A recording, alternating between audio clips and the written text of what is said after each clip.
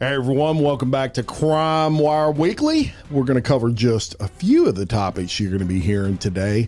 David, spelled D4VD. Okay, his hearing has ended. He is in some serious trouble. Very graphic testimony in this preliminary hearing. We're going to cover all of that out of California.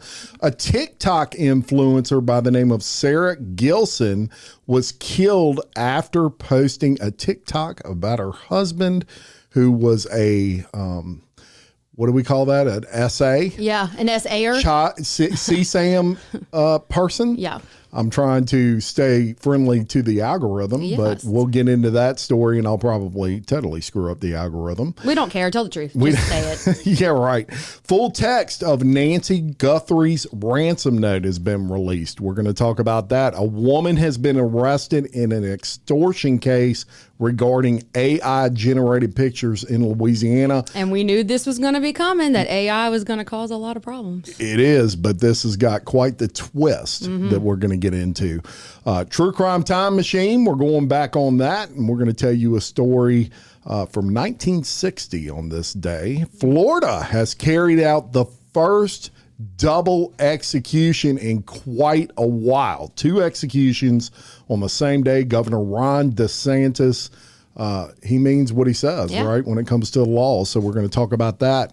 We're going to bring you to a Tinder date in which a sugar baby deal went bad. Real bad, actually. It's going to be our Lustful Lawbreakers segment. Bryan Kohberger is back in the news. He's wanting to change his plea. Like that's something. Yeah, not a shocking, thing there, but considering the fact that he pleaded in court to all these things, we're going to give you the reason why. A YouTuber has been charged in a massive fragrance scheme.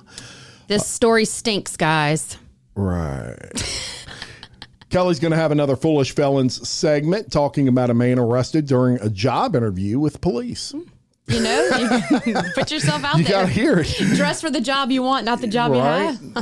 The wife of Kansas City Chiefs coordinator has been shot. Fortunately, she did live. We're going to bring you that story in overtime. A man has been charged after his child overdoses on cocaine at the beach.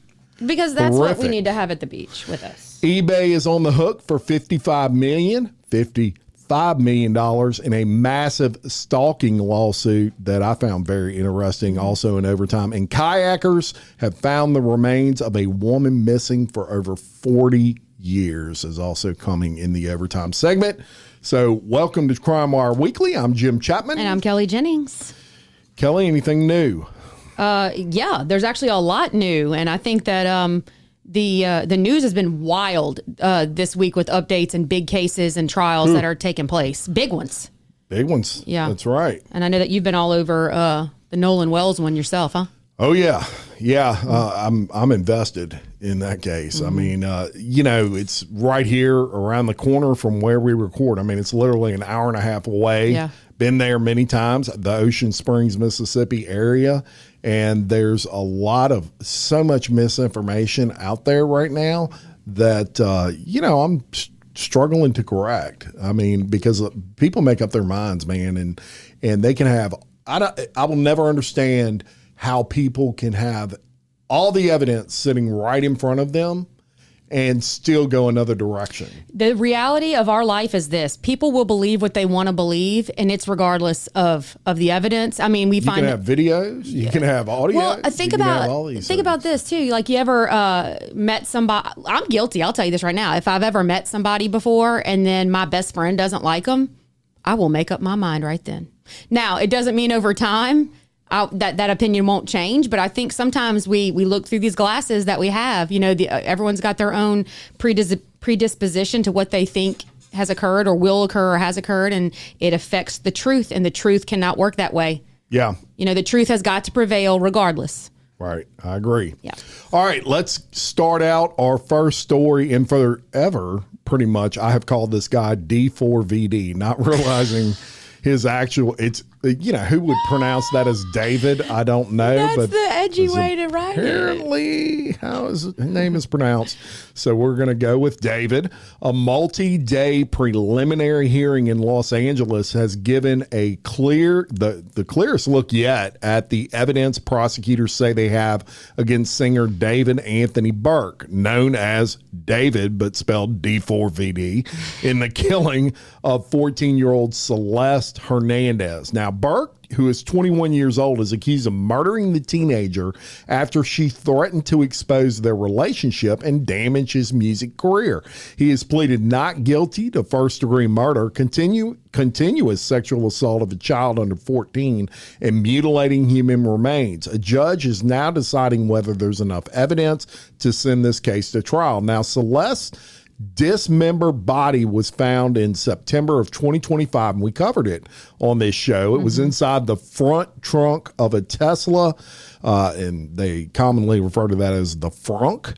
The front? Do they really? The frunk? Yeah. My Corvette opens from the front. Well, my car... It has a front trunk, and it's called a frunk. It has a regular trunk. There you go. Well, you need to step up, girlfriend. It's called a brunk. It's in the back. Right. All right. So detectives showed photos at the hearing of the remains pulled from the Tesla, and LAPD detective Joshua Byers described what was visible. Quote, "There you see the head and torso minus the limbs." Other photos showed blue plastic fragments embedded in a knee. Pieces prosecutors said came from an inflatable pool that was used during the dismemberment. Photos of a severed head were also displayed. 2 fingers were missing. Prosecutors previously indicated those fingers carried a tattoo of Burke's name. Booking photos of Burke showed he had a tattoo of Celeste on his left ring finger as well. The medical examiner testified about the autopsy, including 2 puncture wounds to the chest and abdomen that were determined to be the cause of death. An LAPD detective, he testified about nearly 50 sexually explicit photos recovered from Burke's phone and iCloud data. The images themselves were not shown in open court, but the detective described them and identified both Burke and Celeste in some of those photos.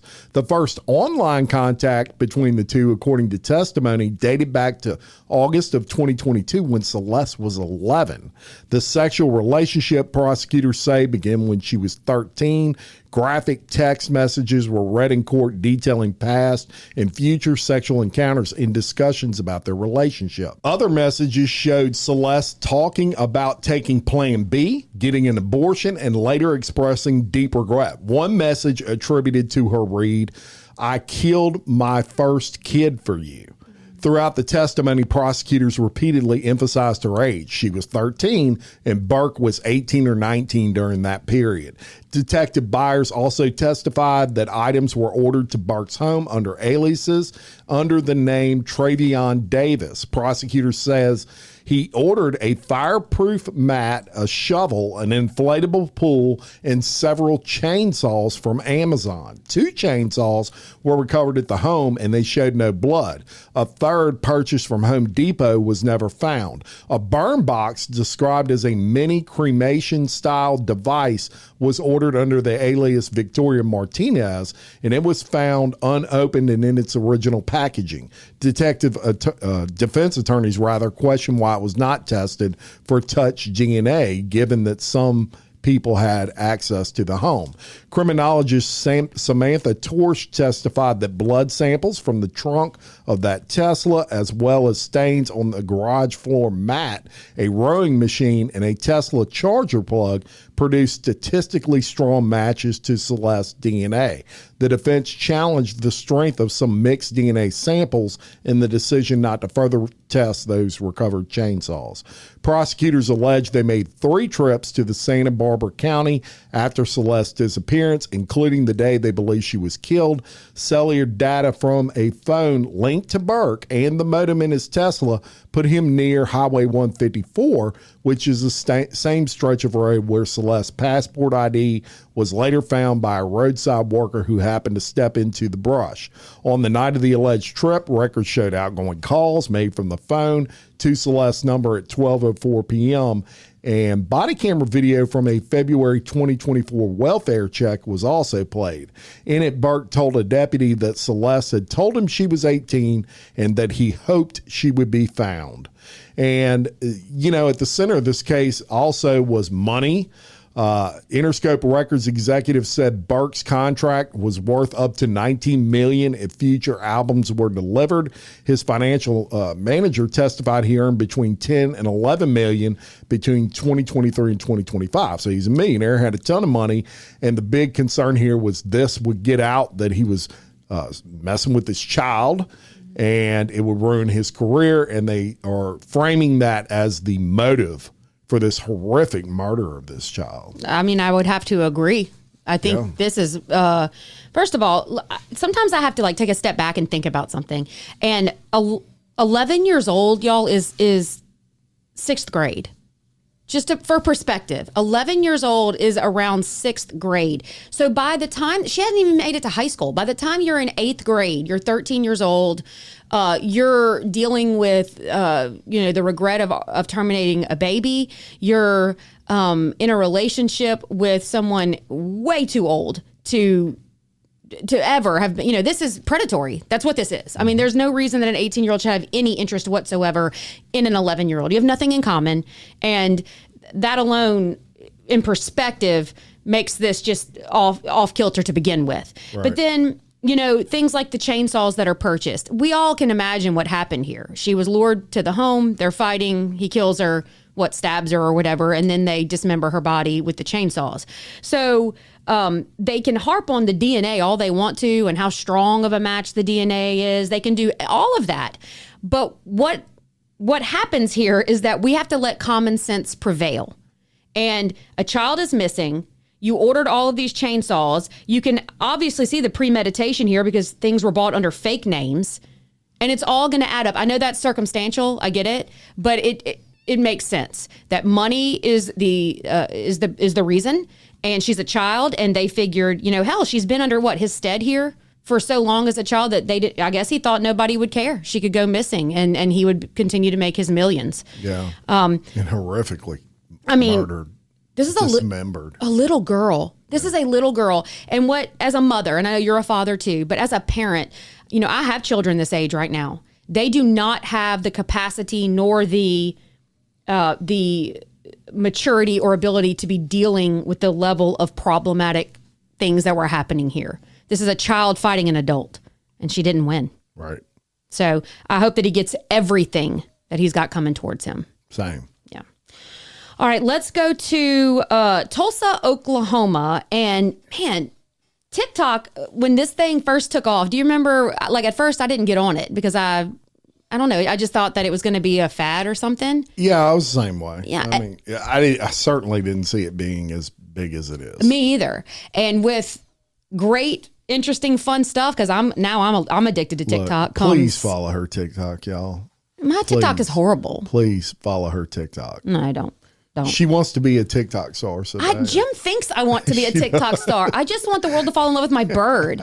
Teddy is and it's his third birthday, by the way. So happy birthday to my bird. But anyway. Shout out your TikTok so people can follow. I don't even know what it is. I think it's at Unspeakable the podcast or something. Is it? I think. Whatever. It's just me. Anyway, I don't post a lot on there. But regardless, I love TikTok. I like watching the videos, and I like when the algorithm gets in line with what you like. I got a lot of policing videos and stuff like this.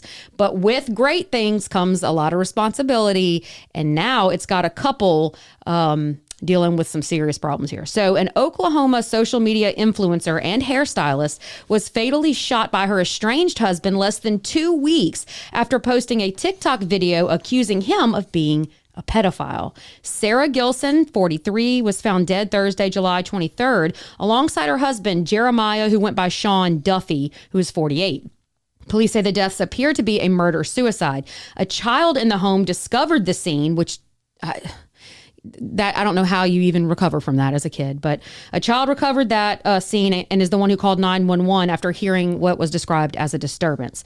According to police, officers initially responded to a domestic violence call around 11:16 p.m. after dispatchers heard a woman screaming, followed by what sounded like a gunshot. A short time later, a boy called 911 from a neighbor's house and reported that his stepfather had shot his mother. When officers arrived, they found both Gilson and Duffy dead from apparent gunshot wounds to the head.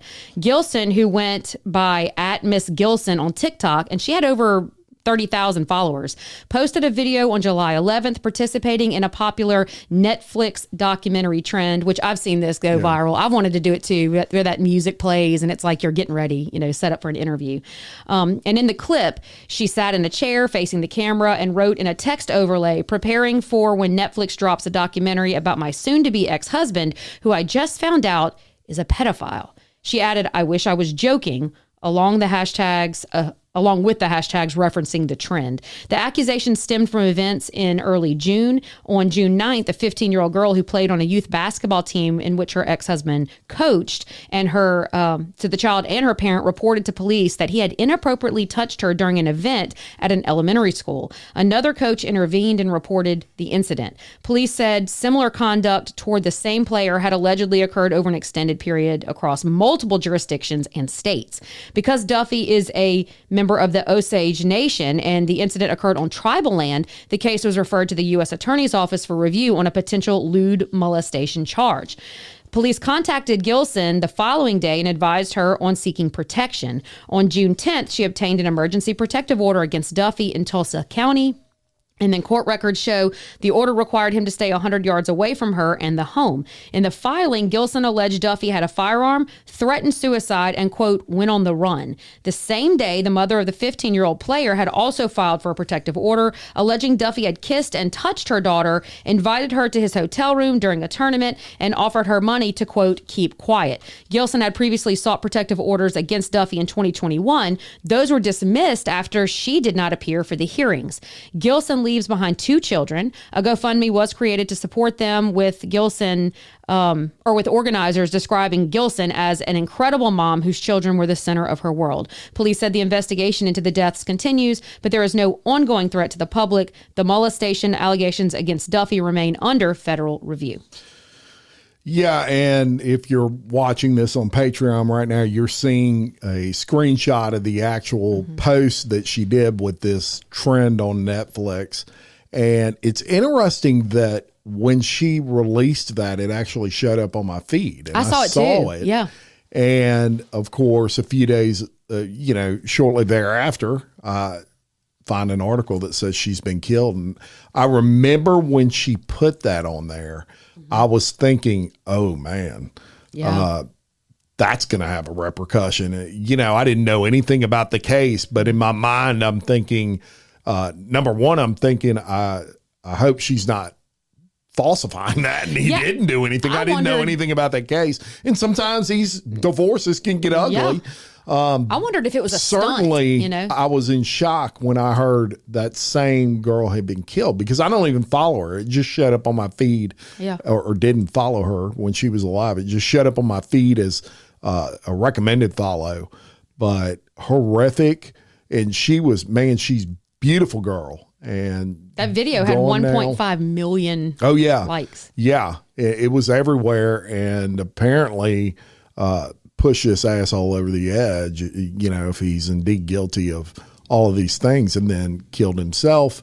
And I would have to argue here that it's probably true, because the reason I would say okay, obviously we don't know. Obviously we have no clue. But the reason I say that is because if he offered her money to, quote, keep her quiet, then that would point to guilt. That would point to guilt, and just a horrible situation, and a child involved in this. Yeah, my own friend, and she was my bridesmaid, was murdered by her husband, and their child witnessed it. And these are just things that I don't know how children are so resilient. I'll give them that, and that's one thing that I guess is good. But to witness something at this magnitude that young, we got to pray for those kids. Yeah. That's, life altering, obviously, but just, oof. That's bad. All right, let's go to Tucson, Arizona, and Nancy Guthrie back in the news, of course, nearly 6 months ago. 84-year-old Nancy Guthrie vanished from her Tucson, Arizona home, and the complete contents of that first ransom note have been sent to her family, have been made public for the first time. Let me ask you this real quick. Didn't TMZ release part of the ransom note or something at first? Do you remember that? Well, there were several ransom notes, and TMZ did release one sent to them. To them, okay. To them. Okay. This was not that particular note. And there were pieces of this one, I want to say, they reported on. Yeah. But never has the full ransom note been read. Okay. So crime journalist Brianna Whitney read the full note on Crime Junkie podcast. The message was addressed directly to her daughter, Today's Show co-anchor Savannah Guthrie, and it was sent on or around February 2nd of 2026, which was one day after Nancy was reported missing. According to Crime Junkie's reading, the note began, "Hello, Savannah. We have your mother, Nancy. She is safe but scared. She will be held for ransom, and once payment is received, she will be released unharmed. We will be holding her for a maximum of 7 days." It then demanded millions of dollars in Bitcoin, starting at $4 million with the deadline of Thursday, February 5th, which escalated to $6 million if that was missed, with the final deadline of Monday, February 9th at 5 p.m. The note continued. Once payment is received at the Bitcoin addressed below, she will be released within 12 hours of deposit to a safe drop-off location back in Tucson. If the payment is not received by the last deadline on Monday the 9th by 5 p.m., she will be killed.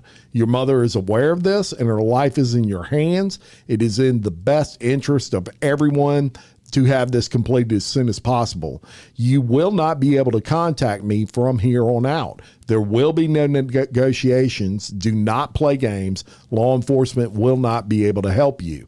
Authorities have previously confirmed the note contained specific details about Nancy Guthrie's home that were not public at the time, including the location of her Apple Watch with a white band left on the floor near her bed and a disabled floodlight on the back porch. Those details led investigators to treat the communication seriously. A second note sent days later from the same IP address with the final deadline still approaching took a sharply different tone. It claimed Nancy died shortly after the abduction from what the sender described as heart-related issues. The messages stated the captors did not fully grasp the seriousness of her physical conditions and said her death was unintentional, claiming she was, quote, buried in nature, and offered an apology. The FBI had said some ransom communications were determined to be illegitimate extortion attempts, while others remain under investigation as potentially legitimate. A California man has already pleaded guilty to sending fake ransom demands. Can you believe that? Related to this case, no other arrests have been made in connection with the disappearance, and the investigation continues to be treated as a kidnapping for ransom.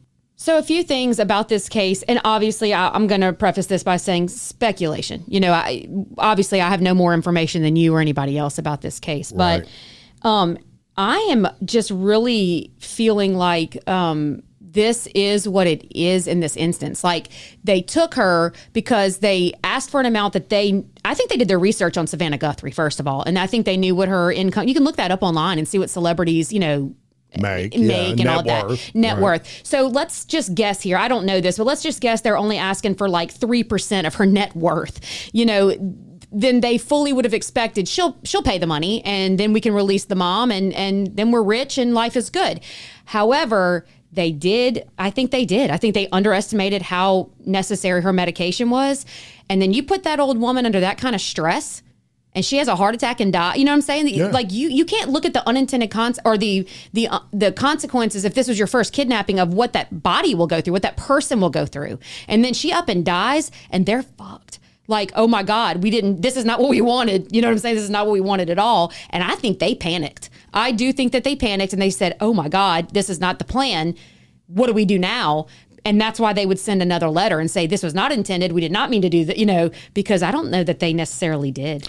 Well, here, you and I have two different theories. All right, go. That. So here's my thought. And of course, y'all, we are totally speculating. Yeah, we don't know anything. Obviously, we know nothing. I have thought for a long time that they killed her intentionally, okay, that it wasn't a natural causes thing.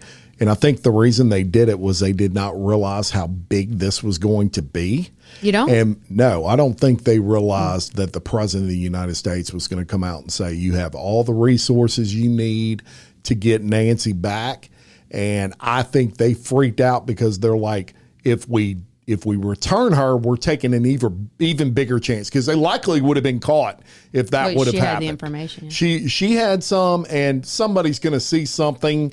They were probably worried about that, and they knew if we just wash our hands of this, say she died of natural causes, we can get out of this. There's too much heat. I don't think they thought it would be this much heat on this case. I mean, a Today Show host, you wouldn't think would be that big of a deal. So this is where the question. Yeah, absolutely. And I like talking it through with you because everybody's got different thoughts and we don't know. But my thing all goes back to her pacemaker. If I didn't have any intention of using her as a bargaining chip, like proof of life or something like that, then I would have thought she would have been done rather quickly. But that pacemaker continued working for a while. And that's the only reason they don't know that. Well, they do know when it cut contact with the Apple device or when it stopped functioning with the Apple device. Yeah, but it's like a Bluetooth. That's like if you're wearing Bluetooth headphones and you get too far away from your phone and it disconnects. They don't know that the pacemaker's when it stopped. They just know when she was far enough away that it was no longer connecting with the Apple Watch. You can't go to Mexico if you're in the United States and your Apple Watch stayed connected to your pacemaker. But I thought they had pacemakers now that could send live data to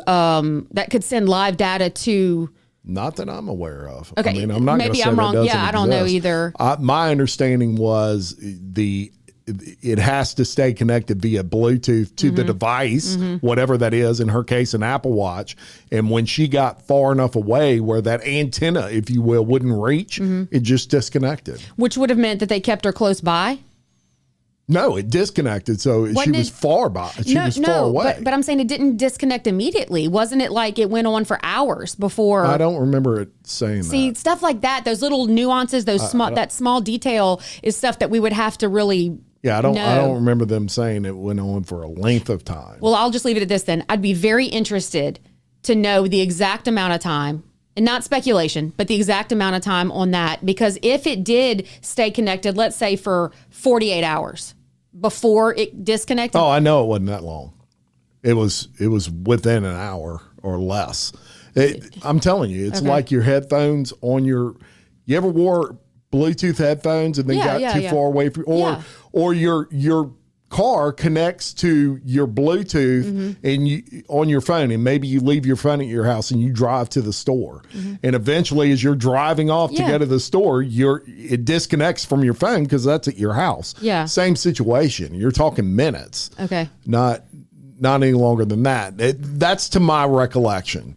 Now, certainly I could be wrong, right? But that's to my recollection on that. Regardless of it, it's horrific, and I don't know that. Sadly, I don't think they're ever going to find Miss Nancy. I don't think they will either. So just a quick research here says, and again, just a quick research says, a Bluetooth-enabled pacemaker typically stays connected to a synced smartphone or device only while within range, which is 30 feet. Right. And loses its active pairing connection if moved out of range for more than roughly 24 hours. Right. And so it's going to disconnect the second they leave the house. Now, and what they mean by pairing is you'd have to repair it after 24 hours. Right. But it's not going to know whether it's ticking or not for 24 hours. Yeah, it's only going to know. It can only know when it's connected. Yeah. No, that makes sense. And it says that data on her particular type, according to this quick search, again, is typically transmitted automatically once a day, usually between 12 a.m. and 4 a.m., which you would have to be connected for that to happen. Right. So, hey, I don't claim to know everything, and so. Come on, you don't know everything. I was tested and they said negative for knowing everything. But yeah, I think that she will be a very hard find at this point. I agree. All right, let's stay right here in Livingston Parish, Louisiana, the great state of Louisiana. But this is big, okay? And this just hit the news. So a Marrero woman is facing charges. Not Marrero. Where's Marrero? That's like down by New Orleans. Yeah. Okay. So people who aren't from here would know that this is not in the parish. It's out of the parish. A Marrero woman is facing charges as part of an investigation into online and phone threats, harassment, and extortion right here in our parish. So according to the sheriff's office, deputies arrested Haiti Ortiz, she's 29 years old, and booked her into the LPSO detention center on the following charges: unlawful dissemination of AI nude photos, online impersonation, injuring public record, extortion, and domestic stalking. One alleged victim was receiving threats of rape and other bodily harm in exchange for monetary funds to prevent threats from happening. And that's according to our sheriff. AI generated photos and Well, video. who's our sheriff? Sheriff Art. All right, thank you. The wonderful. People in other states don't know who Sheriff Art is. That's true. Give him a shout out. Shout out, Sheriff. I know he's listening. All right. An AI-generated photo or photos and videos were created of one of the victims and were sent out to numerous family members and friends. As the investigation continued, the sheriff said more threats were sent to the victims, now threatening to get one of the victims' employments terminated. According to the sheriff's office, because of allegations of overseas suspects being involved due to past relationships and acquaintances in Greece, Homeland Security helped deputies in this investigation. The investigation took a wild turn when search returns and subpoenas from certain suspect platforms used to make these harassing messages and threats started coming back. The investigation led back to an individual and the questioning of, as at first believed to be a victim, but she's now the suspect, Haiti Ortiz. Talk about a twist in that case. And as I understand it, she was doing this to other people, and it looks like she did this to herself to throw the scent off of her, if you will. So if she's making AI images of herself, she can say, I'm a victim, thinking police will never put two and two together. What a dumbass. It's LPSO. I know. We're always going to know. I know. Well, and this kind of is adjacent to something I saw yesterday, a report where an Uber driver had sent or accused these teenagers in his car basically of damaging and destroying his car. And so he had fined the riders $75, which I didn't know you could do because I don't Uber. But anyway, the dad of the two girls. You don't Uber? Mm-mm. Okay. I'm not jumping in a stranger's car. I'm sorry. I'm not doing it. Anyway, the dad of the girls, they went and told their dad, and he's like, what are you talking about? They're like, we didn't do anything to this guy's car. Well, then the Uber driver submitted pictures of the damage that they did to the back seat. It looked like food or vomit or something was all over the seat. Well, the dad's looking at it and was like, well, hold on a damn minute, because in the right-hand corner of the photo, which you wouldn't have noticed unless I guess you were scrutinizing it, was that little Gemini symbol. It's like a kind of like a diamond. And he's like, that's AI. And so they contacted Uber, who promptly apologized. And sure enough, it was fake. Yeah. You got to watch out. You have to watch it, man. That's some stuff today, but I'm still mind blown you don't Uber. I do not Uber. How you won't Marketplace. So you won't sell on Marketplace. I'm blown by that. But if you travel, how do you get to your destination? If you travel, you fly somewhere. I get a rental car. Okay. I mean, that's cool. Bro, it's just get off. Okay. I never knew that about you. Yeah, well, check That's this out. fine. It's no big deal. No, but like I get off a plane, right? I may not have a weapon available, and I just don't want to get in a stranger's car. I really don't. You never taken a taxi?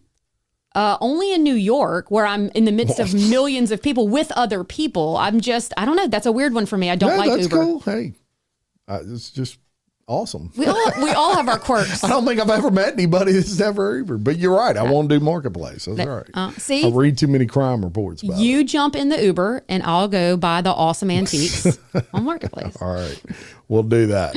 But back to that quickly.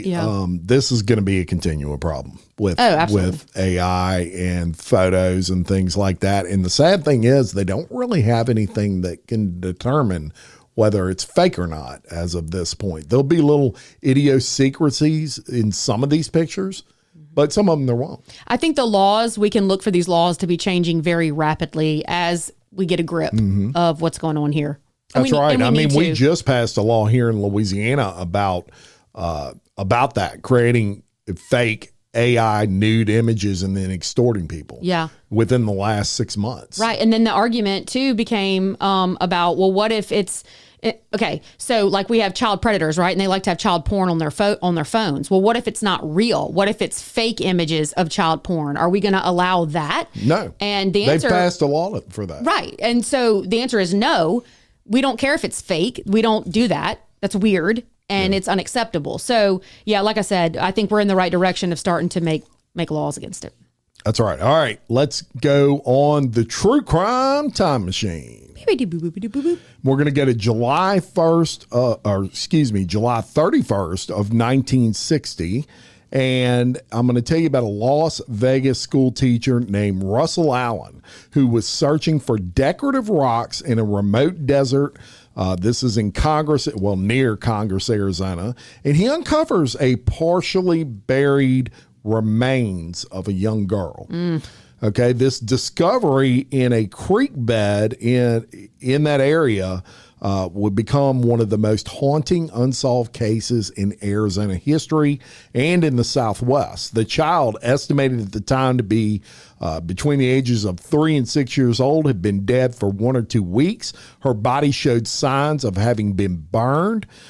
She was found wearing white and red shorts, a distinctive checkered blouse, and an adult size rubber flip-flops that had been cut down to fit her small feet and secured with leather straps. Her fingernails, toenails painted bright red, and no definitive cause of death could be determined due to some advanced decomposition and the effects of the summer heat, but the death was ruled a homicide. Investigators noted 2 other disturbing areas of soil nearby that appeared to be failed attempts at a burial, along with adult footprints and possible tire tracks. So the community obviously deeply moved by this. This is a young child.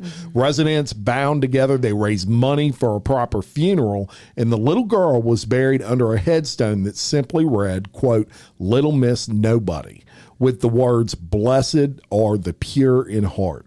For 62 years, her identity remained a mystery despite nationwide appeals, FBI assistance, and countless leads.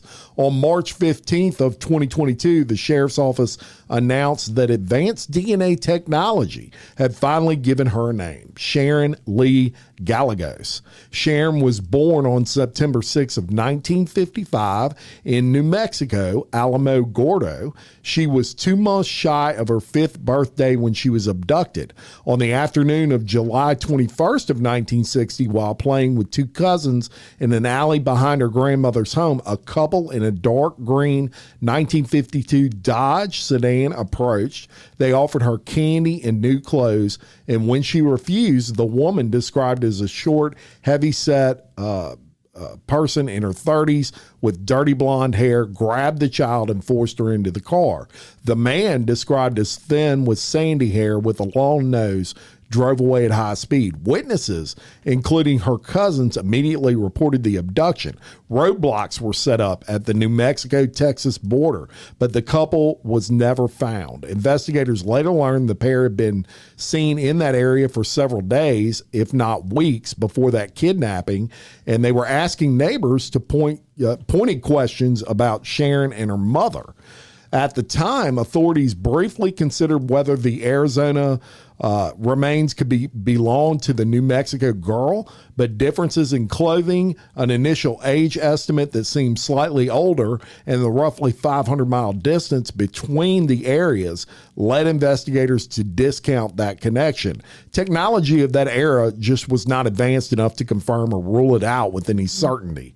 Now, that changed with modern forensic science, and in 2021, the sheriff's office partnered with Othram, which is a Texas-based forensic laboratory specializing in degraded DNA samples. Using forensic-grade genome sequencing, scientists extracted a usable DNA profile from skeletal remains despite the extreme degradation and genetic genealogy that pointed to a potential biological sibling. Rapid familial testing confirmed a match with Sharon's half-brother. The identification, announced nearly 62 years after this body was found, today is the oldest case connection, cold case identification rather, in the county's history, and it ranks among the oldest solved cases by the National Center for Missing and Exploited Children. So while Sharon Gallegos finally has her name back, the investigation into abducted and murdered her continues. Authorities are still looking for information that could identify the man and woman in the green car and explain what happened in the roughly 10 days between her kidnapping and the discovery of her body in the Arizona desert. Sharon's remains were eventually returned to her family, and the little girl, once known as Lil Miss Nobody, is no longer forgotten exactly 62 years later. 1955, it says, was her birthday, and that's the year my mama was born. And to think, that you've gone that long and nobody know who you were is just a tragedy. I think we could all agree that, 100%. I wish it was Little Miss Unknown, not Little Miss Nobody. That hurts. It was a weird choice of words, but that's what the community chose, but I don't know. This is almost like a community tomb of the unknown soldier in a weird way.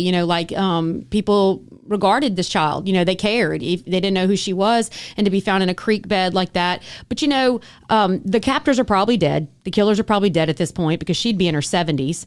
That'd make these guys probably in 90s. So will it be solved? Probably not. But I can tell you, sitting here today, I would have much rather be able to identify her and let her rest in 100%. peace and her family know than to catch her killers. At this point, it's moot if they're dead. But genetic genealogy is a gift. It's incredible. I've said this before, but I spoke personally with the incredible CeCe Moore, who really has driven this science, and I think that only good things are going to come from this. I agree. And if you're watching on the Patreon right now, of course, we do the video versions of this podcast. You can see the actual headstone with Little Miss Nobody on it. Mm-hmm. I popped that up for you, as well as a newspaper article on the case. Just because it's old doesn't make it any less important. And so I'm glad you brought that one and covered that one. That's a good one. All right, let's go to Stark, Florida. Now, we about to get dark and to the point with this one because Ron DeSantis is not joking. Oh, he ain't playing. He is not joking. FO. So Florida executed a former police officer Tuesday afternoon and planned a second lethal injection hours later, marking the state's first double execution in more than 60 years. James Aaron Duckett, 68, was pronounced dead at 1:19 p.m. following a three-drug lethal injection at Florida State Prison. He was the 11th inmate executed by the state in 2026. Dominic Anthony Okikone is how I had to look that one up because it's different. Okikone Jr., he was 80, was scheduled to follow at 6 p.m. the same day, which would make him the oldest person executed in Florida's modern history. The pairing of the two executions on a single day is the first in Florida since May of 1964, when Emmett Blake and Cy Dawson were electrocuted. Same-day executions were more common in earlier decades. State records show Florida carried them out 32 times between 1924 and 1964. Nationwide, the last time a state conducted two executions on the same day was in Arkansas in 2017. So the South is not playing around with these executions. Yeah. Duckett, a former Mascot police officer, was convicted of the May 1987 rape and murder of 11-year-old Teresa May McAbee. And on the night of the crime, the girl walked to a convenience store. Duckett, the only officer on duty, was seen interacting with her near the store. Her body was later found in a nearby lake. Medical examiners determined she had been sexually assaulted while alive, strangled, and then drowned. Duckett maintained his innocence for nearly 4 decades. His case rested heavily on circumstantial evidence, including fingerprints, tire tracks, and a hair comparison later questioned by defense experts. Recent DNA testing ordered after a stay of execution on an earlier warrant returned inconclusive results. Okikone was convicted in June of 1986. It was multiple murders. It was the murders of Raymond and Martha Artzner, the parents of his ex-girlfriend, and this was at their home in Holiday in Pasco County. Sorry, I'm struggling here with all these locations. He shot Raymond in the face and shot Martha 4 times, including 3 times in the chest. He received a death sentence for Martha's murder and a life sentence for Raymond's. At the time of the crime, Okikone was angry over the couple's role in the breakup of his relationship. I'd have to argue here that those parents were probably right. Sounds like they knew what they were talking about. Yeah. Both men were sentenced under non-unanimous jury recommendations that would not meet today's standards in Florida, which now requires at least 8 votes for death. Duckett's jury voted 8-4 for death. Okikone's voted 7-5. Both spent nearly 4 decades on death row. Last-minute appeals to the Florida Supreme Court and the U.S. Supreme Court were denied. Duckett's lawyers argued unresolved questions of innocence and DNA handling. Okikone's attorneys cited his advanced age, kidney and prostate problems, and other ailments, contending that lethal injection could constitute cruel and unusual punishment. Sorry, KJ comment here, get out of here. Get the hell out of here, because I think shooting people in the face and in the chest multiple times is pretty damn cruel. Not to mention their daughter had to live her entire life. So I don't give a shit about your prostate, sir. All right. Governor Ron DeSantis signed the warrants. He has accelerated the pace of executions in his final years in office after relatively few in his earlier terms. Florida carried out a record 19 executions in 2025. DeSantis has said the goal is to deliver long-delayed justice to victims' families, noting many of the crimes date to the 1980s. Critics, including anti-death penalty groups, call the double execution an escalation and question both the logistics of back-to-back procedures and the fairness of cases involving non-unanimous juries, advanced age, and lingering evidentiary disputes. Again, age doesn't matter to me. Does it matter to you? No. I could care less. Prison officials did not publicly detail any special logistical measures required for the 6-hour gap between the 2 lethal injections. Florida uses a 3-drug protocol consisting of a sedative, a paralytic, and a drug that stops the heart. Florida has carried out 12 executions in 2026, continuing its position as the nation's busiest death penalty state this year. Couple of things on that, man. You hit the nail on the head. Florida don't play, obviously. They're rolling them out 2 at a time. That's a big deal. You know, I know there's people out there don't agree with the death penalty. Sure. The evil that I've seen and cover every day, my personal opinion is there's some people that just don't deserve to be breathing oxygen. I'm sorry to say that, but that's my opinion. Now, that being said, one thing I do want to say is, you know, Governor DeSantis, who has done a phenomenal job in Florida. Everything in Florida lately seems great. Their economy is on fire. Yeah. He got to be one of the best governors in history. And I'll tell you what, he termed out. So he's not going to be governor this upcoming, I think 2028 is when the new governor will start there. And man, if I was in Florida, I'd be like, term limits suck. Even though I'm a proponent of that in most instances, in this instance, that's where term limits are a bad thing, because you lose good people like that. Well, whoever he endorses is going to really matter, because, you know, he'll expect them to follow on. But, you know, I wanted to bring this up to our listeners because it's just a thought to ponder here. Okay. But back to this discussion about unanimous juries, because that's been brought up. Unanimous juries specifically is a topic that my opinion has changed dramatically. Because when I first heard about unanimous jury, like in a perfect world, I was like, hell yeah, you're right. You know, if this is a death penalty case, I think that everyone on the jury, now again, this is old me, okay, but everyone on the jury would obviously see this as death penalty worthy. You know what I'm saying? Like, this is a capital case where you've done something so egregious, so horrific, so dark and devious that everyone on the jury would see that the death penalty was warranted. AKA, let's talk about like a school mass shooting. But the person who changed my mind on this, and it only took minutes, okay, is a man named Max Schachter. Max Schachter is the father of one of the victims in the Parkland shooting in Florida.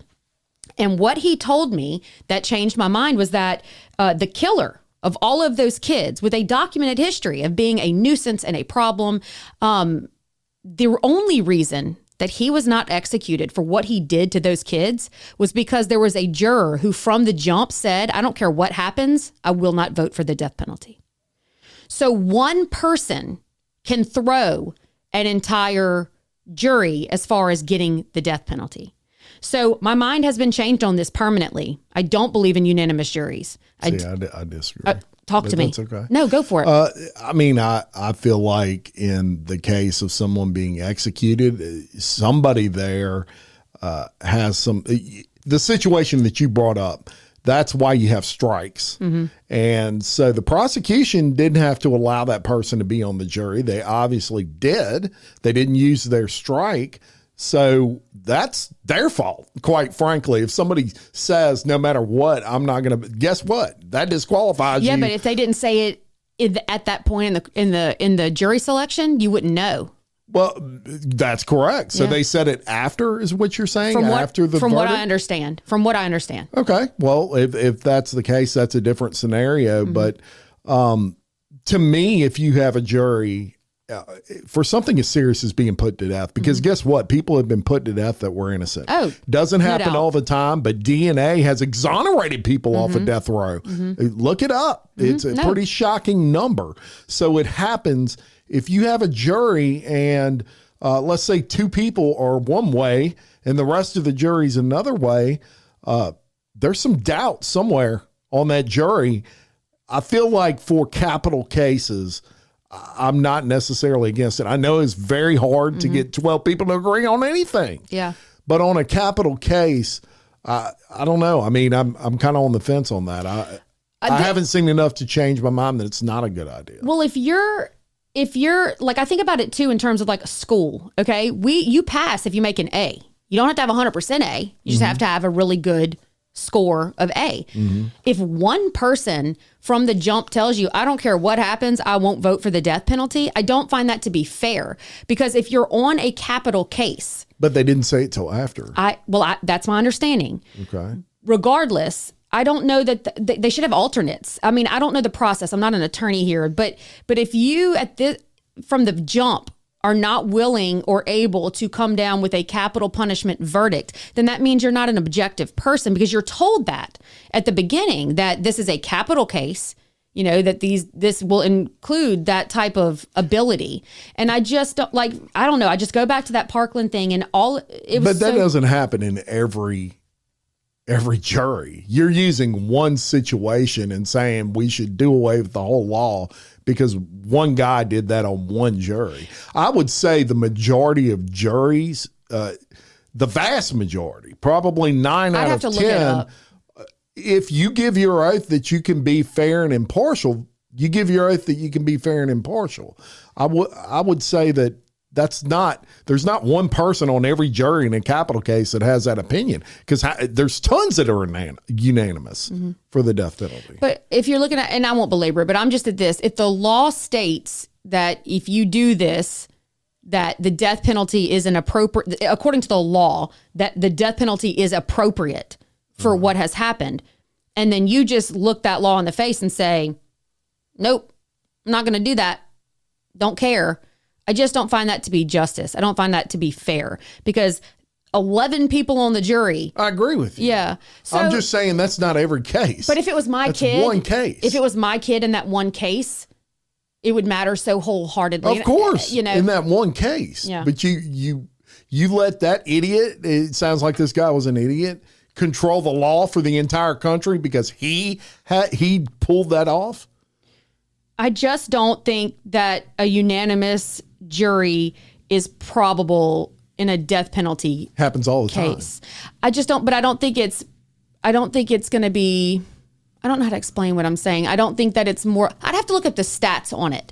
But I guess what I'm telling you is this. I was wholeheartedly for unanimous jury. I thought that it would be captain obvious to everybody that the death penalty, it just, I guess, didn't occur to me in that moment that you can be the best person on the planet with good morals, good values, good sense of direction, but still be against the death penalty. And that means from the start, this person may not get just desserts as I see fit. And again, that's a personal thing. There are certainly people out there like that, but that's what your jury strikes are for. Right. Well, I don't know. All I'm saying is my opinion is able to be swayed, and hey, it could change again. I'm trying to sway it right now. It could be changed again, but I will tell you what, and Alex Schachter, I will never forget that child. I will never forget what he went through, and to know that one person walking around Florida denied that family the peace of mind of knowing that ass wipe will never, breathe again. It irked me.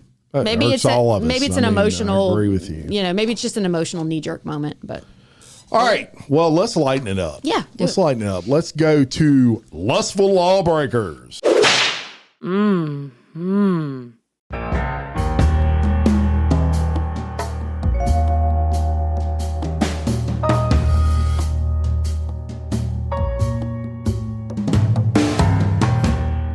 All right, and I've got an interesting one for you today. A sugar baby arrangement has gone bad when a young woman who apparently wanted nothing to do with the strings attached fled a home of a Florida man who then gave chase in his truck, rammed her vehicle, pulled a gun on her friend, all these sorts of things. That's right. It went bad quick. According to investigators, David O'Brien, who was 67, mind you, he meets Myra Turbick, who is 21, this month on the Tinder dating app. During a subsequent exchange of messages, O'Brien explained he was looking for a sugar baby. And according to the ad on Tinder, he would pay $1,000 each visit, plus dinner, and provide shopping excursions. Ooh, sounds good. KJ, what, I am a sugar baby, Jim, but I married him and he loves me. So O'Brien and the sugar baby, as it were, they agreed to meet for a meal this past week, and Turbick was driven to the date by 3 of her friends, to meet this guy. O'Brien, they hook up. They meet, they have dinner. He gives her $200. He then took her to the lingerie store where he bought her 3 different items of lingerie. After O'Brien provided Turbick with another $600 at the restaurant, the pair then goes back to his residence in a retirement community, which O'Brien purchased in April, incidentally, for $270,000. Turbick then tells police that she began to feel kind of uncomfortable in his home, and she contacted her friends and said, hey, come pick me up. So with his sugar baby wanting to leave, O'Brien says, wait a minute now, you should give me my money back because that was part of the agreement. Declining the refund request, Turbick says, no, you're not getting none of your money back. She leaves the property, gets in the car with her friends, and leaves the area. O'Brien, pissed off about this apparently, he jumps in his Ford F-150 and he starts to chase the 4 people. He subsequently rams the vehicle at a traffic circle, causing it to strike a pole. He then allegedly came around again and hit the victim's car again, causing it to become disabled. So while Turbick and 2 of her friends run, a 22-year-old male occupant of the car was confronted by O'Brien, who pointed his semi-automatic Ruger at him, told him to get on the ground or he will kill him. Eventually, O'Brien became distracted, and the victim told cops he was going to be shot or run away, so he chose to run away. The defendant then attempted to locate other victims briefly until he heard sirens coming. And when the deputies get to the scene, O'Brien was at his F-150, had the gun in his possession, and Turbick and her 3 friends, they came back and everybody gives a report. And in this report, they said they were in fear of their lives. During questioning, O'Brien said the topic of sex first came up during dinner, with more details of the arrangement to be discussed with Turbick upon returning to his home. So O'Brien added he began to massage Turbick's feet, and she was on her phone the entire time. How insulting. That is insulting. When the woman later announced she was going to call an Uber, O'Brien told cops he knew things weren't going to go as planned, and he asked for his money back. After Turbick refused the cash, he said he knew he had been scammed and that angered him, and that's what led to all this chasing down the road and pulling of guns. So after initially being read his rights, O'Brien told police of a prior sugar baby that he had. He said that paid relationship worked out perfectly for him. So seen above, so if you're watching this on Patreon, you're seeing this above the screen. You can see the guy. He definitely looks a little bit older, and he has been booked into jail for this stunt on a $90,000 bond. All right. I think my opinion on this might surprise you. I really do. But let's be for real right now. Okay. Everything that man did after the woman walked out of the house was wrong. Okay. Totally wrong. Totally wrong. However, whenever you're a sugar baby, now I've really never been one, so I don't really know how this works, okay? But I have a very, very hard time believing that this woman did not understand that there would be a sexual component to this. I have a very hard time believing that. You went and bought lingerie. You went and did these other things. He's giving you $600? Come on. And she said, according to what you read, she said sex came up at dinner and that they were going to talk about it. So I'm not an attorney here, but I do think that there is a mitigating factor insofar as he was being led to believe that this payment was being a front for what would come to be. So if she knew sex was being discussed at dinner, why did you continue to play along, take all of his money, go back to the house, and then call people to come get you? It does feel like you were scammed out of your money. Right. Now, sir, I'm sure there is an old lady in your retirement community who is a freak and she would do these things for free. So you just need to stay in your age group. Maybe it'll get easier. But you did dead wrong. You shouldn't have done that. And the poor guy who got the gun pulled on him, glad you made it out alive. But I do have to say here that I do feel like he got played. I'm just going to tell you, I feel like he got played. Oh, there's no doubt about it. He totally got played. Yeah. But you can't react that way. No. Fortunately, you need to say, maybe this is my wake up call that I don't need to be on Tinder looking for sugar babies. Right. I mean, that shit can happen. It did. What is your favorite candy, Jim? Reese's. Do you know mine is sugar babies? Oh. It is. Interesting. So those are good too. They're really good, but they get stuck in my teeth. All right. I hate this guy's name. I hate talking about him. I hate even giving him any light whatsoever, but I'm about to talk about Bryan Kohberger. On July 23rd of 25, a judge sentenced Bryan Kohberger to 4 lifetimes in prison without the possibility of parole. And I think we're all pretty familiar with his 4 victims that were slain. It's going to be Xana Kernodle, Kaylee Gonsalves, and Ethan Chapin, as well as Madison Mogan. Well, just over a year later, on July 27th of 26, Kohberger requested a withdrawal of that guilty plea in a petition for what's called post-conviction relief, which was filed in Idaho's 4th Judicial District Court. Now, Kohberger writes in an affidavit attached to his petition that his counsel failed to inform him of exculpatory discovery that was turned over by prosecutors during plea discussions and suggests that this evidence would have changed his decision to enter a guilty plea to the murders. And this is a quote, namely clumps of hair found in Ethan's hands, Kohberger writes in the filing. So on January 27th of 23, the Trace Evidence Unit at the FBI finalized a report detailing the results of laboratory testing that had been done on evidence found at the crime scene. That report revealed that debris had been found in both the right hand and of Ethan and the left hand of Xana, whose bodies were discovered just a few feet apart from one another. The debris was examined for hairs microscopically consistent with hairs in the head hair sample from Kohberger, but none were found, according to the report, which was included in a filing made by his attorney, Ann Taylor, on June the 6th of 25. This is approximately 1 month before Kohberger agreed to the deal with prosecutors.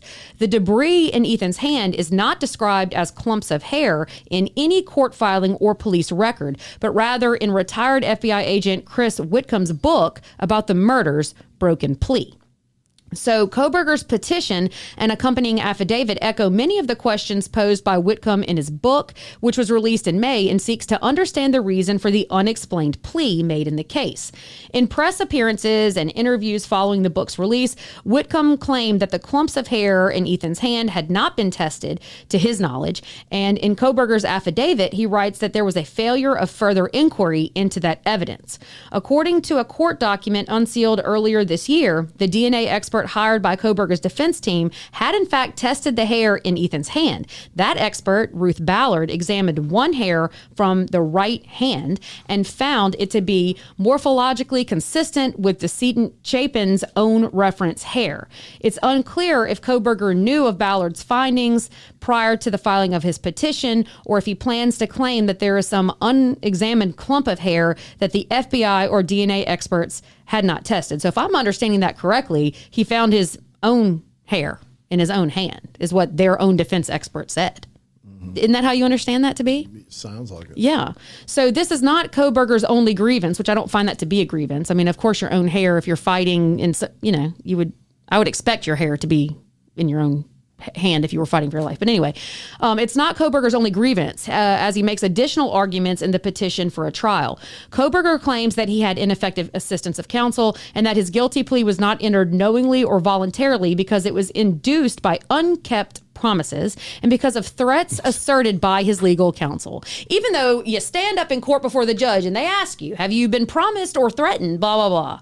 Anyway, all right, those arguments about Taylor may be hard to prove because she is only one of the few carefully vetted and accomplished litigators in Idaho approved to represent defendants in death penalty cases, which Kohberger's was before he entered his plea to avoid the outcome. The former criminology student, he's 31, also had a signed and written factual basis document, which stated he was willing to hereby admit responsibility for the deaths of his 4 victims, who were all brutally stabbed to death on November the 13th of 22. Kohberger further admitted that the killing and murder of his victims was willful, unlawful, deliberate, with premeditation, and with malice aforethought in the factual basis document. He again admitted to the crime on the day of his sentencing last year and was asked, are you pleading guilty because you are guilty? This is according to Judge Stephen Hippler, and the answer he gave was, quote unquote, yes. I mean, this is a prime example of the justice system just going awry. This guy did it. Everybody knows he did it. And of course, hey, I don't fault him for grasping at straws, whatever. I get that. But dude, you freaking did it. You said it in court.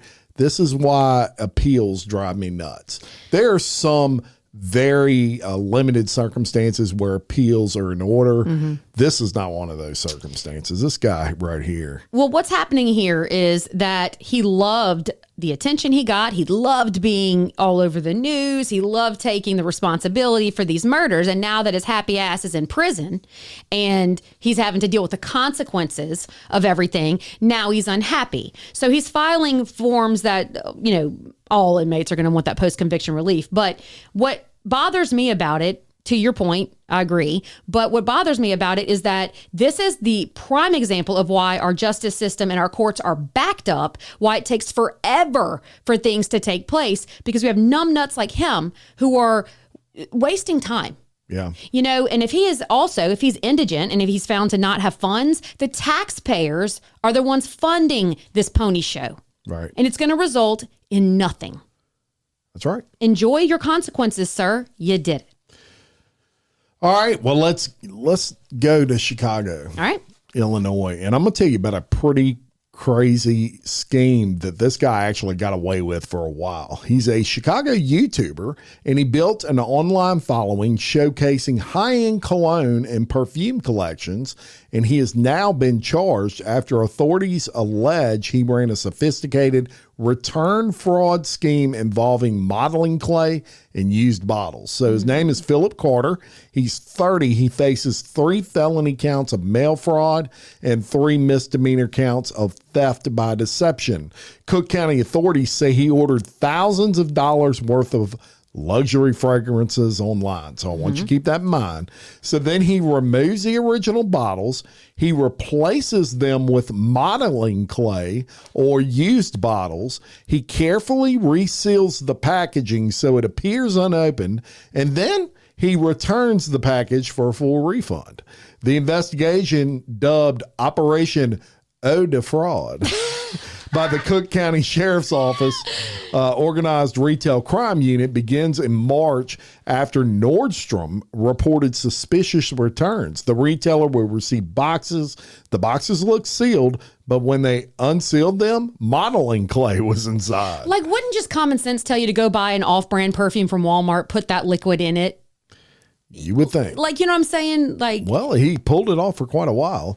Investigators will review financial records, internet activity, shipping data, and other evidence.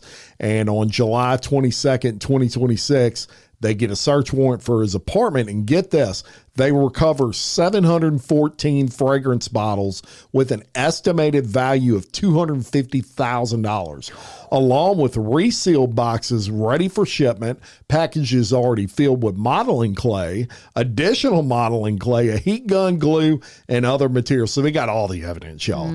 Carter also operated a YouTube channel dedicated to fragrances where he would display these collections, and he built quite the following doing that. And authorities say his scheme allowed Carter to keep genuine fragrances while receiving refunds for the packages he returned filled with freaking clay.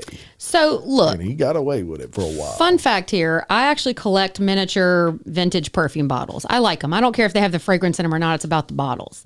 But I was on my Whatnot app. I do love me some Whatnot. And there were people that were selling, on their channel, they're selling these high-end perfumes. I don't understand, how will you buy a perfume you haven't smelled before?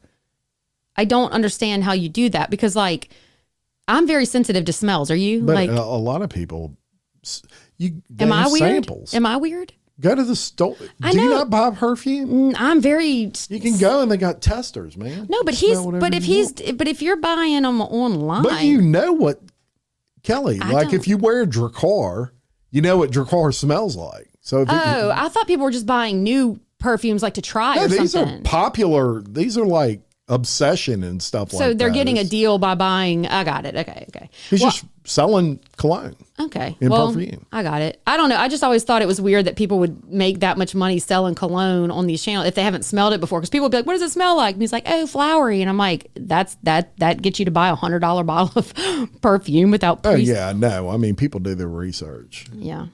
Well, either way, hey, you had a good scam, but you're stupid. What perfume do you wear?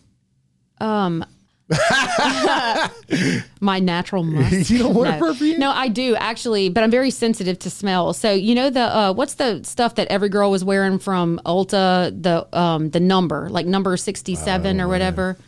It's the one that every girl became big. I wear that because it smells nice, but that doesn't help much, does it? No.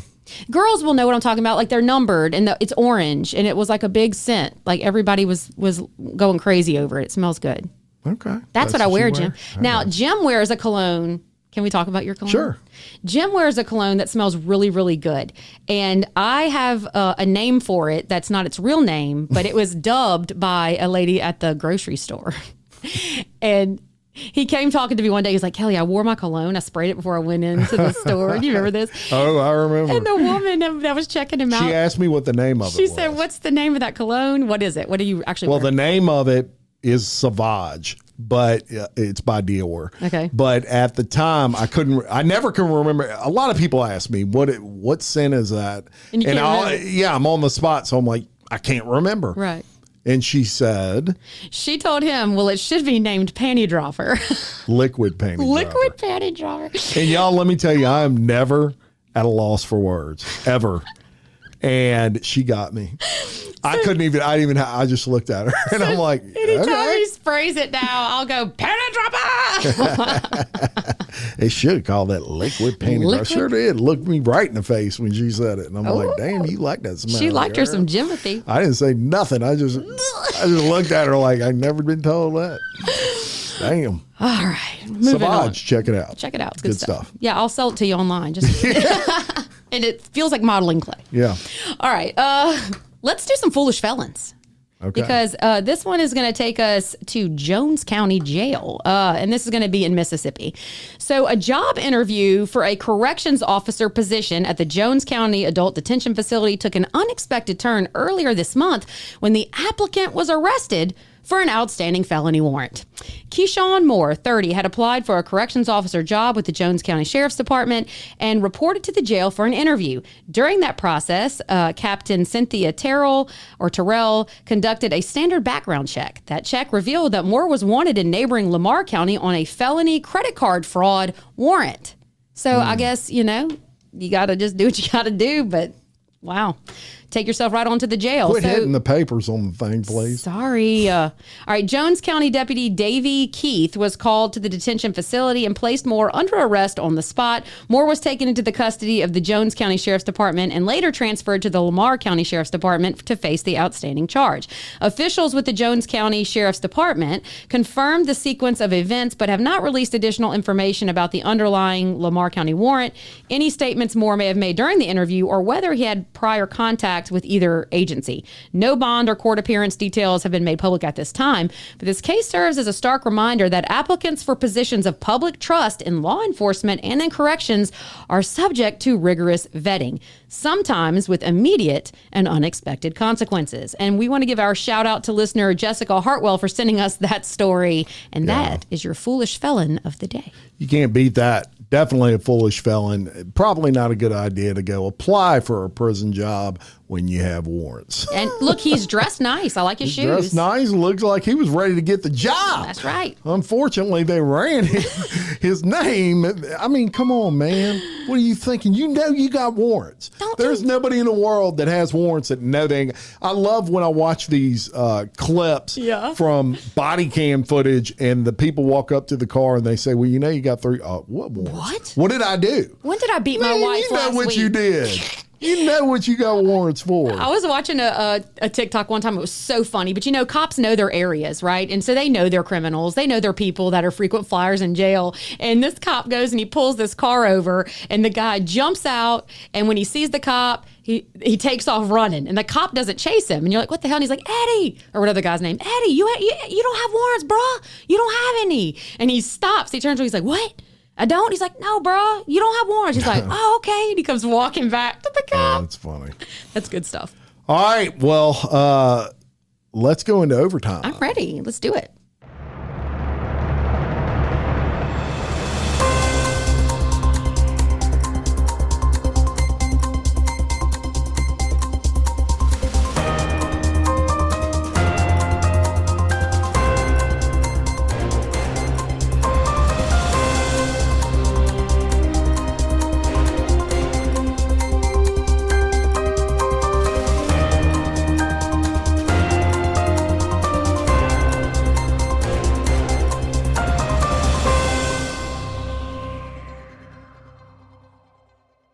All right, we're going to start off in Ashburn, Virginia. And look, if you're a Kansas City Chiefs fan, the offensive coordinator, Eric Bieniemy, say a prayer for him. Mm-hmm. The 57-year-old wife of the offensive coordinator was shot multiple times this past Sunday night at the family's home in Loudoun County, Virginia.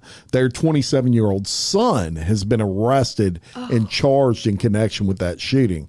Now, deputies from Loudoun County Sheriff's Office reported to a report of that shooting around 7:30 p.m. this past Sunday. Upon arrival, they found Mia Bieniemy suffering from multiple gunshot wounds, including injuries to the chest and arm. She was transported to the hospital with serious injuries and was listed in stable condition as of Monday. Elijah Bieniemy, who is 27, was arrested at the scene. He has been charged with malicious wounding, use of a firearm in the commission of a felony, and discharge of a firearm inside a dwelling. He is being held without bond at the Loudoun County Adult Detention Center, and Sheriff Mike Chapman said Mia Bieniemy, who was the one to call 911 following the shooting. So imagine having to call 911 and say, my son just shot me. Yeah.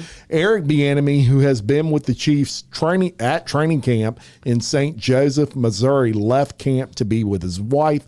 The team issued a statement Monday saying it was aware of the incident involving his family and would not comment further out of respect for their privacy, adding their thoughts and prayers are with them. Chiefs coach Andy Reid addressed the situation after practice on Monday, saying his heart goes out to Eric Bieniemy and the Mia is stable, which is a plus. We all love Eric and we hate seeing these things happen.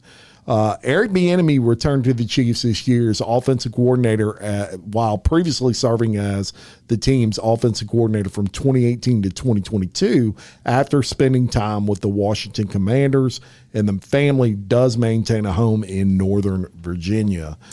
Horrific situation. I remember him, Eric Bieniemy, when he played college football. He was a great player. Who did he play for? Do you know? You remember? I want to say it was Notre Dame or Michigan. I can't remember exactly which team it was, but I remember he was very good. You know, domestic violence situations are always horrible.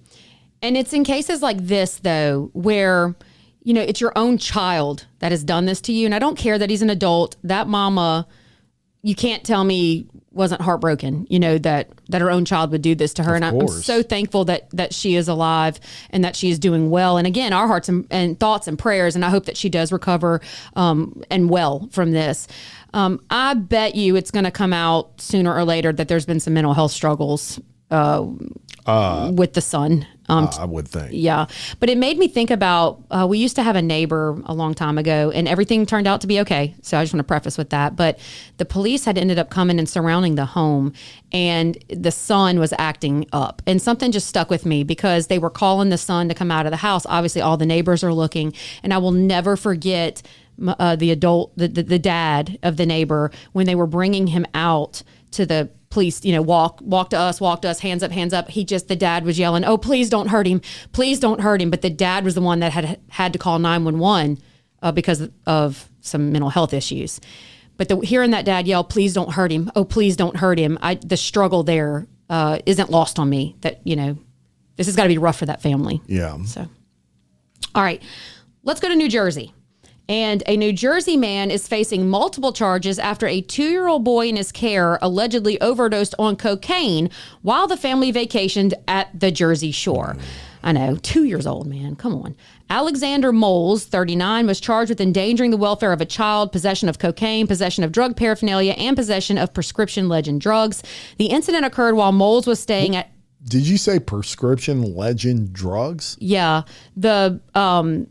When you're looking at like the schedule, like Schedule 1, Schedule 2, Schedule 3, it'll say prescription legend. On the top. Like legend, like, I don't understand. I think it's almost like a legendary drug? No, I think it's more like ledger. Like you kind of think of it that way. But I don't know. I mean, I don't have the official on that, but that I've just never heard it referred to as that. I'm sorry. Yeah. So like it's officially something that is prescribed and to be used in a specific way. And obviously he's not using it that way. But anyway, the incident occurred while Moles was staying at the Airbnb with a woman and several children. Court documents state that Moles was responsible for watching the children while the woman took a shower as the group prepared to check out around 11 a.m. When the woman returned, she noticed the toddler appeared sleepy. Moles later drove the child toward a hospital after the boy experienced difficulty breathing. While en route, he called the woman and asked if it was okay for the child to fall asleep. She told him it was not and dialed 911. North Wildwood Fire Department responders located Moles' vehicle, stopped at an intersection. EMS administered 2 doses of Narcan. The child responded and was transported to Cooper University Hospital, Cape Regional for further treatment. Preliminary blood tests confirmed the presence of cocaine in the boy's system. Moles later told investigators he believed the child had taken painkillers. At the hospital, he requested a lawyer after being read his Miranda rights. A subsequent search of the Airbnb authorized by a judge turned up a partial orange and white pill, several tinfoil packets labeled a narcotic pain medication, a clear plastic bag containing a white powdery substance, and several short plastic straws. Moles was arrested and held at the county correctional facility. He was released with conditions following a detention hearing on July 24th. He's represented by attorney John Zerich, I believe you would say that is. The investigation remains ongoing. Authorities have not publicly disclosed the exact relationship between Moles and the women and the children. The toddler survived the incident. But this one's weird. Why would the child be sleepy after cocaine? I don't know. Maybe when you overdose on it, it has an opposite effect, Yeah, I would imagine. I mean, 2-year-old, a miracle this kid survived, this baby. Yeah. I mean, 2 years old. So, man, just never seems to amaze me, people that are around drugs like that. Even drugs that aren't cocaine, right? Like if you take medicine for something, get it out of the reach of your kids. Yeah, I don't think that they were worried about that. But in this situation, yeah, with cocaine, I mean, that's an illegal drug. But even your ones that aren't, even your everyday drugs, man, don't even leave Tylenol where a kid can get to it. Right. Tragic, crazy that this this kid was survived this. I was looking at this because I'm thinking about someone that's high on cocaine, and they're usually, that's an upper, they're usually rolling. But it says that what happens when that heart rate skyrockets, the blood pressure explodes, the brain becomes overstimulated, and with the body temperature can shoot up over 104 degrees, or sweating, tremors, nausea, vomiting, dilated pupils, all of that. So, so when you overdose on it, makes you tired. Yeah, you go in respiratory distress is what's going to happen. And so it's labored breathing and they're not getting enough oxygen or whatever. Yeah, that's the second time I've been right today. You've been so good. Twice today I've been correct. Guys, please put that on the Mark official that down. Jimothy. That might be the only 2 times I'm right this year. Jimothy got it right. Oh, and he looks like, look at his picture with that fireman mustache. They see it if they're watching on Patreon. And all right, let's go to Courtroom Chronicles. We haven't done one of those in a while, but I'm going to tell you about this is keyboard warriors gone wild right here. A married couple who ran an e-commerce blog saw a huge payout after they were cyber stalked and harassed by former eBay employees. Ina and David Steiner received, get ready for this, $48.7 million in compensation after settling a lawsuit filed against eBay. The Steiners said the lawsuit comes after they filed this lawsuit in response to the company's widely publicized 2019 cyber stalking campaign designed to stop their reporting. So this couple founded a blog, and it was called E-Commerce Bites, and it published a newsletter that eBay employees, they considered it critical of the company. Well, you know what? You can do that. You can be critical of eBay if you want to. Well, the U.S. Attorney's Office for the District of Massachusetts said that this basically created like a shitstorm in these people's life. The campaign, including sending anonymous and disturbing deliveries to the victim's home, the people who own this blog, including a book on surviving the death of a spouse, a bloody pig mask, a fetal pig, and a funeral wreath, and they also sent them live insects. All this coming to your house. Can you imagine? The campaign then turned to online harassment when the Steiners began receiving social media messages criticizing the newsletter's content and threatening to visit the victims at home. The victims were then surveilled at their home and in their community, but recognized the surveillance and reported to police. Ultimately, 7 employees connected to eBay's security team were charged in connection with the case, all who pleaded guilty to various charges.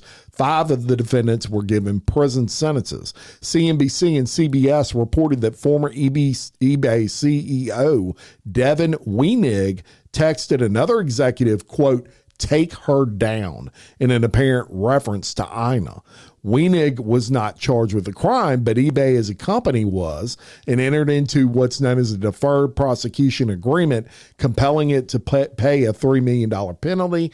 And as part of the settlement with the Steiners, eBay will pay the couple $46.15 million from the company itself, while Wenig will have to individually pay them $2 million. 2 other former executives also owe them a total of $550,000. And that's what you call, you messed with the bull and got the horns. Yeah. Look, Dude, that is life-changing money right there, Hell son. Yeah, and now they just got $50 million more money to do better and to do even more. I mean, online. Yeah, now and good for them. Yeah. Good for them doing that. I'm so unimpressed right now to find out that that's eBay doing that. Like, when a lion shouldn't acknowledge when a dog barks, okay? eBay is huge. And I'm not calling this couple dogs by any chance of the, but obviously whatever they were reporting on was striking a nerve, which tells me people only get mad about things that they feel that there is some truth to. Oh, yeah. That's a fact. People don't like to be told the truth. Right. Even if there's partial truth to it. I learned that, a long time ago about myself. Like, why are you getting mad about it? It's because deep down, there's a part of you that feels like what they said may have some legitimacy to it. And so, to send things that are covert statements that you're going to die, give me a break, man. You're eBay. Yeah. You're eBay. The CEO of the company sending take them down. Yeah, and what you think that idiot? You think that a pig fetus is taking them down? What a douche move. Yeah. So please, I guess he's not going to come after me and send me stuff. Send me a live pig and I will love it and name it Rosie. Hey, if I can get 50 million, you can send me a live pig with blood on it, whatever you want. Hell yeah. You tell me you get me. Look, I'm going to come after you too. I'm going to come knock on your door covered in blood. And they were probably writing things like eBay's fees are too high. You know, some people call them fee-bay. Yeah. Well, and I looked up while you were talking. Things of that nature. And you're going to try to scare people, bruh? Yeah. eBay, you're going to try to scare people. Right. I'm going to send you a book of how to deal with a spouse's death. That ain't funny. No. That pissed me off when I read that. And good for them people. I looked up a couple of their articles just now while you were doing the story. And some of them are like, you know, people are making real money selling on Facebook Marketplace. It's a good side hustle. Like, it's not like they're out being just like a negative website. They were just talking about issues that people are experiencing on. So yeah, good for them. Yeah. Good for them. All right, we are going to go to Cape Coral, Florida, and this is going to be another story, kind of like what we talked about, identifying human remains, but human remains that were discovered by kayakers in Cape Coral, Florida, in a canal have been identified as those of a young woman who vanished more than 4 decades ago. The Cape Coral Police Department announced Friday, July 24th, that the remains belong to Rose Marie Gayhart, who was 23 years old when she was reported missing by her parents in 1985. At the time of her disappearance, Gayhart was living and working in the Cape Coral and North Fort Myers area. Kayakers found the remains in a canal in northeast Cape Coral in May of 24, and in May of 26, the department's Violent Crimes Unit received confirmation of the identification with the assistance of the medical examiner's office.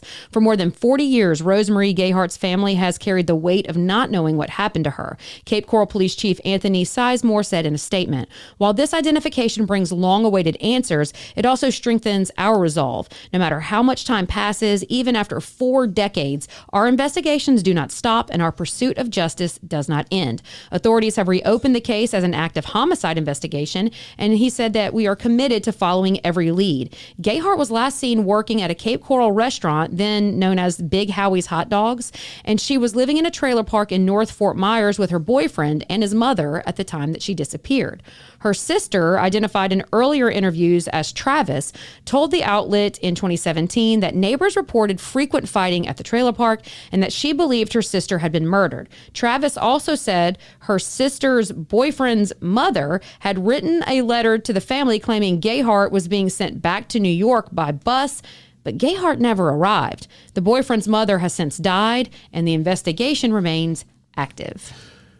You know, when you sit and I'm so thankful for that.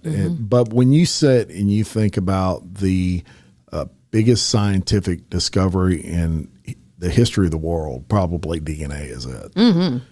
Honestly, the things that have been able to be accomplished in DNA are vast, but especially when it's crime related. You know, back in the day, they had to identify you from dental records if you had them. That's the only way. That's the only way they knew who this person was. Dental records. Once that body had decomposed and it was nothing but bones. Now, not only can you, because even dental records weren't a 100% certainty. Now with the DNA and it's advanced to where there's touch DNA, familiar DNA. I mean, at one point you had to have the blood of the person and compare it to the blood of the person. That's the only way you could do it. Now you can go brothers, sisters, cousins and make a match like this.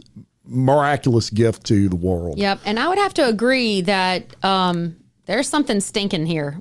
Why would you write a letter saying you sent her back to New York by bus and then she ends up in a canal not far from where you live? Oh, yeah. Oh, yeah. Something fishy going on there for sure. Super fishy. All right. That's all we got for today. KJ, any final thoughts? Yeah. Y'all need to check out Jim's Exposed because he is covering Nolan Wells. You've been following that case pretty strongly. And then I'm following the Clancy case of the children that were killed by their own mother. I have not released anything on that. I'm just letting y'all know that I'm on top of it. I know people have asked, and so y'all can look forward to something from me on that. There you go. So some current crime related podcasts coming out from Exposed and Unspeakable for you to listen to. And my final thought would be, we're only like 4 weeks from kickoff LSU. Y'all are going to love me during LSU season if they're winning. That's right. Tell you. If they're not, he's in a bad mood. Oh, I'm going to be in a great mood if they're winning. Oh my gosh. We're going to be like, hey, guys, there was no crime. Everything's great. Life's peachy. That's all we're going to talk about is LSU the whole time.